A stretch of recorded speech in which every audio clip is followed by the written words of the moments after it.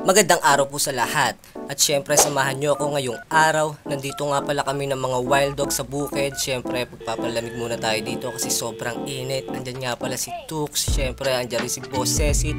Andyan na rin si Amang, sila Vicente. At syempre ayan, naligo na nga pala si Amang. Tuwan-tuwa kasi sobrang init daw. At syempre nandyan din si paring Menard. Kita nyo naman. At syempre ang inyong lingkod sobrang init kasi kaya maliligo muna kami dito sa patubig. At syempre bago maligo, tamang food trip lang muna kasi medyo nagugutom na rin ako. Makalipas ang ilang minuto mga tol, no, biglang lumakas yung ulan. Kita nyo naman, muntik nang tangayin si Boss Amang. Nandito nga pala tayo ngayon para iluto yung binaril ni Hunter ng mga tilapia. At syempre isisigang ni Chef yan para sa ating lahat. At bago yon, iinom muna tayo ng buko para lumamig ang ating ulo.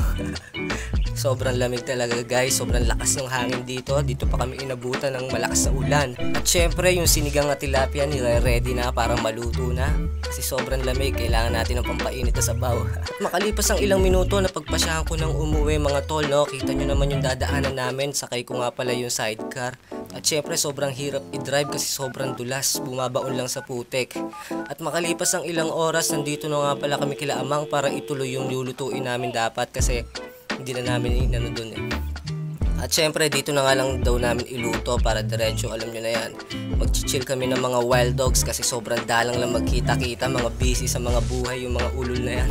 Bibihira na lang magkasama at syempre tamang kantahan, tamang inuman lang. Syempre nandiyan si Boss Amang, mukhang tambado na, syempre rock and roll.